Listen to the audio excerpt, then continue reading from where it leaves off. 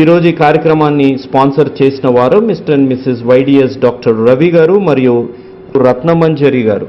వారు బ్రాడీపేట గుంటూరు డిస్టిక్ వాస్తవ్యులు. వారి 56th వెడ్డింగ్ యానివర్సరీ సందర్భంగా ఈ ప్రోగ్రామ్ని స్పాన్సర్ చేశారు. వారి బిడ్డలు వైవి ప్రవీణ్ మరియు అజయ్ నీల్చంద్ మరియు కిరణ్ వారి కుటుంబాల కొరకు ప్రత్యేకంగా ప్రార్థించమన్నారు. వారు చేసిన సహాయాన్ని బట్టి కోట్లాది ప్రజలు ఈరోజు ఈ వాక్యాన్ని విని రక్షణ పొంది కుటుంబాలు కట్టబడే అవకాశాన్ని దయచేసినందుకు దేవుడు వారిని వారి కుటుంబాన్ని ప్రాముఖ్యంగా వెడ్డింగ్ యానివర్సరీ జరుపుకుంటూ అనేకులకి ఆదర్శంగా ఉన్నందుకు దేవుడు రవి గారిని, రత్నమంజరి గారిని, వారి కుటుంబాన్ని, వారి బిడ్డల్ని, వారి కుటుంబాలని దేవుడు నిండుగా మెండుగా దీవించి ఆశీర్వదించునుగాక.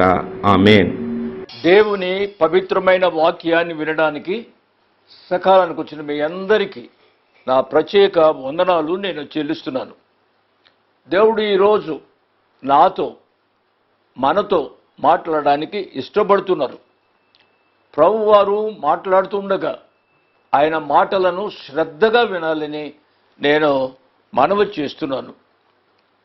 ఈ వాక్య పరిచర్య ద్వారా ఇంకా మారు మనసు పొందని బిడ్డలు మారు మనసు పొందాలి. మారు మనసు పొందిన వారు ఆయన కృపలో ఇంకా ఎదగాలి. మారు మనసు పొంది తప్పిపోయిన వారు కరుణించి తిరిగి సమకూర్చుము ప్రభువా అని అంటూ మరలా తిరిగి ప్రభువారి దగ్గరకు రావాలి అని నేను మనవి చేస్తున్నాను. ఈ కార్యక్రమం ద్వారా తెలుగు ప్రజలు మేలు పొందాలి అనేది మా యొక్క ఉద్దేశం.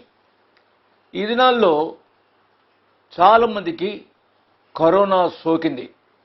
యేసు అనుచరుల పరిచర్యలో కూడా పనిచేస్తున్న 3 బిడ్డలకు కరోనా సోకింది.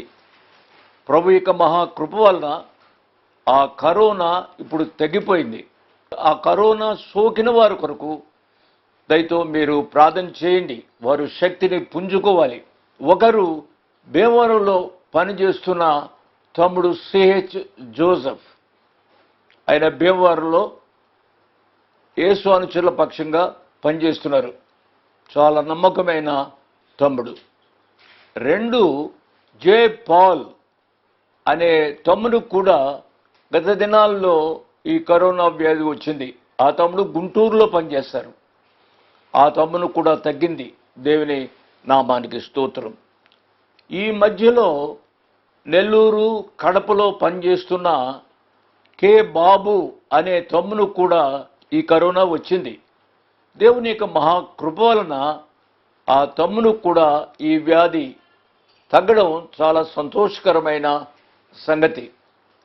మిమ్మల్ని అందరినీ నేను ఒక పెద్దవానిగా మనవి చేసేది ఏమిటి అనగా, యేసు అనుచరుల పరిచర్యలో మన యొక్క తెలంగాణలో, ఆంధ్రప్రదేశ్లో ఇంకా ఆయా చోట్ల పనిచేస్తున్నారు చాలామంది బిడ్డలు.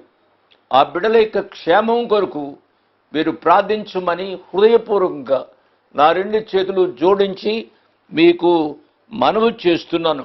మీ బిడ్డలు ఏ రీతిగా ఉన్నారు? బిడ్డలు బాగుగా ఉన్నారు కదూ? కొంతమంది బిడ్డలు చాలా విచారకరమైన పరిస్థితుల్లో ఉన్నారు. కష్టపడి ఆ బిడ్డకు పెళ్లి చేశారు. పెళ్ళైన కొన్ని సంవత్సరాలు మట్టుకే కాపురం. అమ్మాయి ఇంటికి వచ్చేసింది. అమ్మాయి ఎందుకు ఇంటికి వచ్చేసింది? చాలా విచారకరమైన సంగతి. అబ్బాయి ఏం చేస్తున్నాడు? అబ్బాయి ఇంకొక ఆమెతో తిరుగుతున్నట్ట. అందుకు అమ్మాయి ఇంటికి వచ్చేసింది. బాబు జాగ్రత్తగా విను. ఇంకొక అమ్మాయితో తిరగడానిక ఒక పాపను నువ్వు పెళ్లి చేసుకున్నది. అనేక మంది దైవ సేవకుల మధ్య ప్రమాణాలు చేశాం. ప్రమాణాలు చేసిన నీవు ఆ ప్రమాణాలను ఉల్లంఘించటం నీకు ఆశీర్వాదకరం కాదు అనే విషయాన్ని నేను జ్ఞాపకం చేస్తున్నా. ఏ కారణం చేతనైనా భార్యాభర్తలు విడిపోతే దయచేసి నా 2 చేతులు జోడించి మీకు మనవి చేసేది ఏమిటనగా, మీరు కలవండి. కోర్టులకు వెళ్ళవద్దు. ఒకవేళ ఎవరైనా కోర్టులకు వెళితే ఆ కోర్టు కేసులను మీరు విత్డ్రా చేసుకోండి. మీరు కలవాలి, సంతోషంగా ఉండాలి. భార్య ఉండగా ఇంకో స్త్రీతో తిరగడం చాలా శాపగ్రస్తమైన పరిస్థితి. ఒకవేళ ఇప్పుడు మీరు ఆరోగ్యంగా ఉంటే ఉండవచ్చు, కానీ ముందు దినాల్లో చాలా దెబ్బతింటారు అనే విషయాన్ని నేను జ్ఞాపకం చేస్తున్నా. దేవుడు మీకు అనుగ్రహించిన బిడ్డలను ఆధ్యాత్మికంగా పెంచండి, బాగుగా చదివించండి. మీకు, సంఘానికి, దేశానికి ఆశీర్వాదకరమైన బిడ్డలుగా మన బిడ్డలను పెంచాలని మనవి చేస్తున్నాను. మంచిది. ఇక దేవుని యొక్క వాక్య ధ్యానంలోనికి వెళదాం. దేవుని యొక్క వాక్య ధ్యానంలోనికి వెళ్ళడానికి ముందుగా ప్రార్థన చేస్తాను. యవనస్తులు మోకరించండి. వీలున్న పెద్దవారు కూడా మోకరించండి. వీలు లేని వారు మోకరించకపోయినా పర్వాలేదు. గర్భిణీ స్త్రీలు, బాలింతలు మోకరించకపోయినా పర్వాలేదు. ప్రార్థన చేస్తున్నాను. కృపా సత్య సంపూర్ణుడు అయిన మా ప్రియ పరలోకపు తండ్రి, వందనాలు, స్తోత్రాలు నాయన. మీ కృపా వాక్యాన్ని ఈరోజు కూడా ధ్యానం చేయడానికి మీరు మాకిచ్చిన అవకాశం కొరకై వందనాలు, స్తోత్రాలు నాయన. ఈ కార్యక్రమంలో ఎంతమంది పాల్గొనడానికి వచ్చారో వారందరినీ దీవించండి నాయన. వారితో మాట్లాడండి ప్రభువా. వారి జీవితాలు సరిచేసుకోవడానికి సహాయపడండి. ఈ కార్యక్రమం ద్వారా శాంతి, సమాధానం కుటుంబాలలో, వ్యక్తిగత జీవితాలలో అనుగ్రహించుమని అడుగుతున్నావు నాయన. వచ్చిన బిడ్డలందరినీ మీ ప్రేమ కలిగిన హస్తాలకు అప్పగిస్తూ మీ కుమారుడు, మా రక్షకుడు యేసు ప్రభు వారి అతి శ్రేష్టమైన నామములో అడిగి వేడుకుంటున్నాము తండ్రి. ఆమెన్, ఆమెన్ అని చెప్పిన మీ అందరికీ నా ప్రత్యేక ధన్యవాదాలు. యూదా వ్రాసిన పత్రికను మనం ధ్యానం చేస్తున్నాం. గత పాఠంలో యూదా వ్రాసిన పత్రిక 15వ వచనం వరకు మనం ధ్యానం చేశాం. ఈరోజు మన ధ్యాన భాగము 16వ వచన ప్రారంభం. యూదా వ్రాసిన పత్రిక ఒకే ఒక అధ్యాయం, 16వ వచన ప్రారంభం. 16, 17 వచనాలలో కొన్ని ప్రాముఖ్యమైన సత్యాలు వ్రాయబడ్డాయి. అవేమిటో చూద్దాం. ముందు 16వ వచనాన్ని చదువుతున్నాను. వారు తమ దురాశల చొప్పున నడుచుచు లాభము నిమిత్తము మనుష్యులను కొనియాడుచు సణుగువారును తమ గతిని గూర్చి నిందించువారునై ఉన్నారు. వారి నోరు డంబమైన మాటలు పలుకును. ఈ వచనంలో వారు అంటే ఎవరో మనం ముందుగా తెలుసుకోవాలి. వీరు స్వంత లాభం నిమిత్తం తమ దురాశల చొప్పున నడుచుకునేవారు. వీరు అనంటే ఈ వచనంలో ఉన్న ప్రాముఖ్యమైన మాట ఏమిటి అనగా ఆశ. ఆశలో కొన్ని రకాలు కూడా ఉన్నాయి. ఒకటి ఆశ, రెండవది దురాశ, మూడవది అత్యాశ. నోట్ చేసుకుంటున్నారా? ఆశ, దురాశ, అత్యాశ. ఆశ మంచిదే కానీ దురాశ మంచిది కాదు. దురాశ చాలా చెడ్డది. అత్యాశ అనేది ఇంకా అసలు మంచిదే కాదు. యాకోబు రాసిన పత్రిక 1వ అధ్యాయం 15వ వచనంలో ఈ రీతిగా వ్రాయబడింది. దురాశ గర్భము ధరించి పాపమును కనగా పాపము పరిపక్వమై మరణమును కనును. జాగ్రత్త. దురాశ అసలు మంచిది కాదు. కొందరికి అన్యాయముగా ధనము సంపాదించాలని దురాశ పుడుతుంది. డబ్బు బాగా సంపాదించాలి. తన స్నేహితునికి డబ్బు ఉండవచ్చు, తన ఇరుగు పొరుగు వారికి డబ్బు ఉండవచ్చు, తమ క్లాస్మేట్స్కి డబ్బు ఉండవచ్చు. నాకు కూడా డబ్బు ఉండాలి అనే దురాశ తన జీవితంలో కలుగుతుంది. ఈ దురాశ మంచిది కాదు అనే విషయాన్ని నేను జ్ఞాపకం చేస్తున్నాను. ధనాపేక్ష అనే ఈ దురాశ పాపానికి నడిపిస్తోంది. బైబిల్లో ఆకాను అనే వ్యక్తి ఒక ఆయన ఉన్నాడు. ఆకాను అనే వ్యక్తి ఏమయ్యాడో నేను చదువుతాను. ఆకాను గురించి యెహోషువ గ్రంథంలో రాయబడింది. ఆ భాగాన్ని చూడండి. యెహోషువ గ్రంథం 7వ అధ్యాయం 16వ వచనం నుంచి 26వ వచనం వరకు మనము చదవాలి. అప్పుడు మనకు ఈ ఆకాను విషయం తెలుస్తుంది. అప్పుడు యెహోషువ ఆకానుతో, నా కుమారుడా, ఇశ్రాయేలు దేవుడైన యెహోవాకు మహిమ చెల్లించి ఆయన ఎదుట ఒప్పుకొని నీవు చేసిన దానిని మరుగు చేయక నాకు తెలుపుమని నిన్ను వేడుకొనుచున్నాను అని చెప్పగా, ఆకాను యెహోషువతో, ఇశ్రాయేలీయుల దేవుడైన యెహోవాకు విరోధముగా నేను పాపము చేసినది నిజం. దోపుడు సొమ్ములో ఒక మంచి షీనారు పై వస్త్రమును, 200 తులముల వెండిని, 50 తులముల ఎత్తుగల ఒక బంగారు కమ్మిని నేను చూచి వాటిని ఆశించి తీసుకుంటిని. ఇదిగో నా డేరా మధ్య అవి భూమిలో దాచబడి ఉన్నవి. ఆ వెండి దాని క్రింద ఉన్నదని ఉత్తరమిచ్చి తాను చేసినదంతయు ఒప్పుకొనెను. ఆకాను యొక్క దురాశను బట్టి ఆ కుటుంబం అంతా నష్టపోయింది. ఆకాను కూడా నష్టపోయాడు. ప్రభువునందు విశ్వాసులైన పిల్లలు ఇట్టి దురాశపరులై ఉండకూడదు అనే విషయాన్ని నేను జ్ఞాపకం చేస్తున్నాను. యూదా పత్రిక 16వ వచనంలో దురాశపరుల యొక్క కొన్ని లక్షణాలు వ్రాయబడ్డాయి. అవేమిటో నేను చెప్తున్నాను. వారికి లాభము కలుగుతుంది అంటే మనుషులను పొగుడుతూ ఉంటారు. ఇది దేవునికి ఇష్టమైంది కాదు. విశ్వాసులకు ఇది తగదు. మూడవ సత్యం ఏమిటనగా సణుగువారు.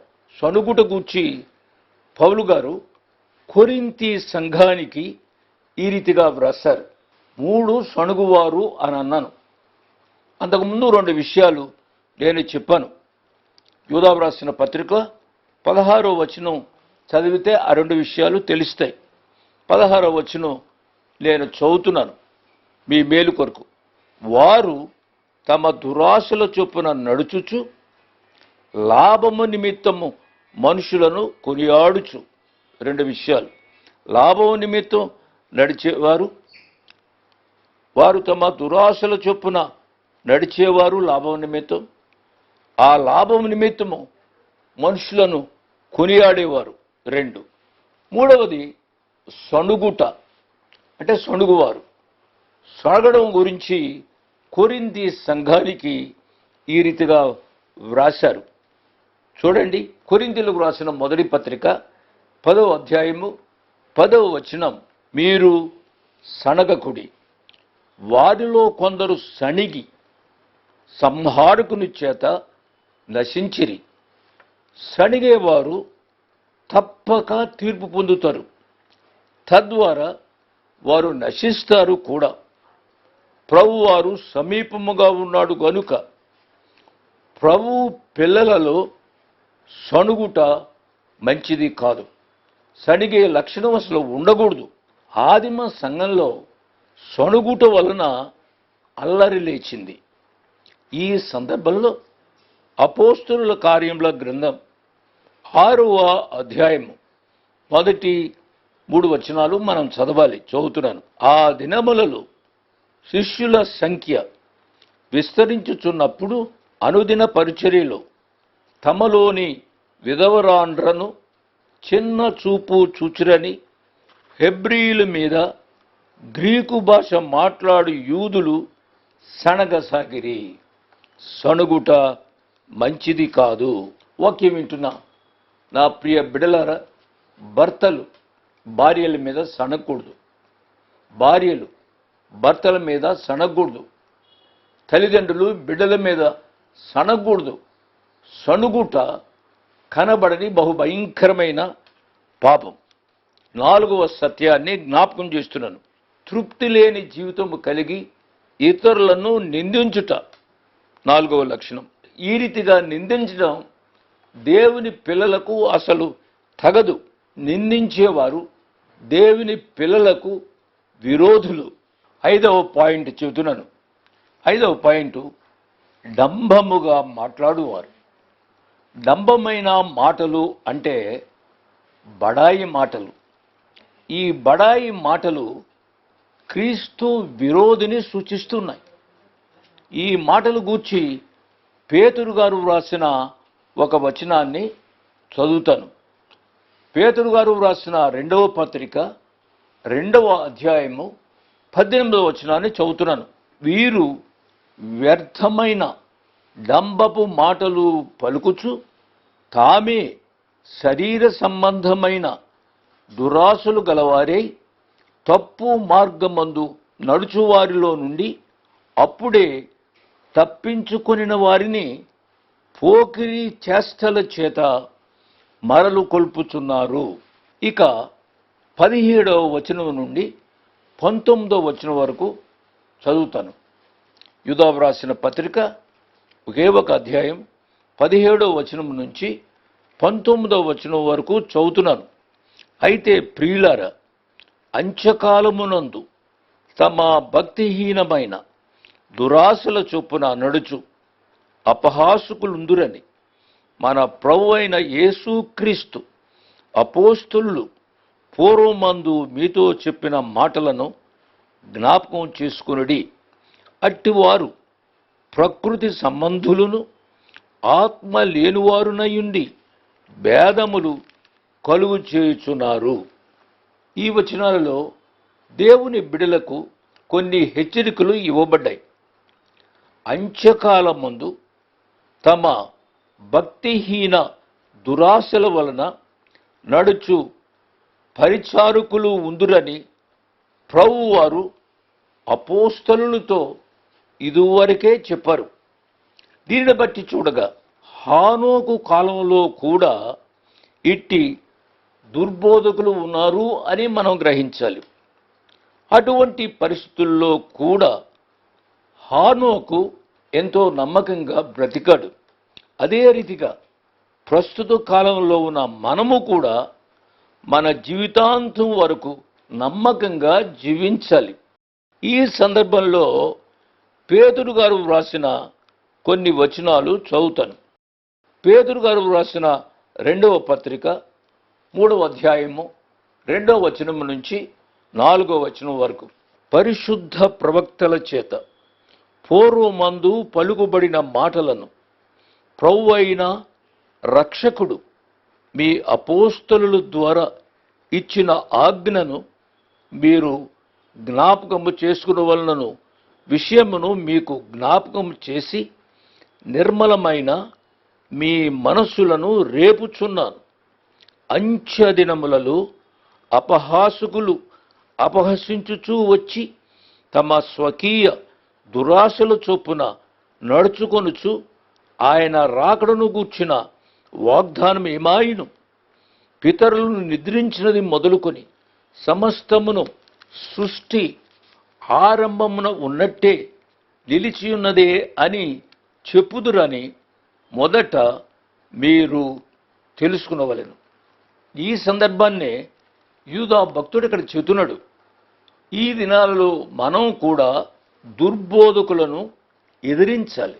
అపోస్తులు చెప్పింది జ్ఞాపకం ఉంచుకోవాలి. యూదా వ్రాసిన పత్రిక 19వ వచనంలో ఈ దుర్బోధకులను గూర్చి 3 సంగతులు చెప్పాడు యూదా భక్తుడు. రాసుకోండి. 1, వారు ప్రకృతి సంబంధులు. వీరికి రక్షణానుభవం అంటే ఏమిటో తెలియదు. ఆత్మ విషయాన్ని వాళ్ళు అంగీకరించరు. ఇట్టి విషయాలు వారికి వెర్రితనముగా ఉంటాయి. చాలా విచారకరమైన సంగతి. 2వది, వారు ఆత్మలేని వారు. 1, వారు ప్రకృతి సంబంధులు. 2వది, వారు ఆత్మలేని వారు. ఆత్మ లేనివాడు క్రీస్తువాడు కాడు. ఈ విషయం పౌలు గారు రోమీలకు రాసిన పత్రికలో ఈ విధంగా వ్రాశారు. రోమీలకు రాసిన పత్రిక 8వ అధ్యాయం 9వ వచనంలో ఈ రీతిగా వ్రాశారు.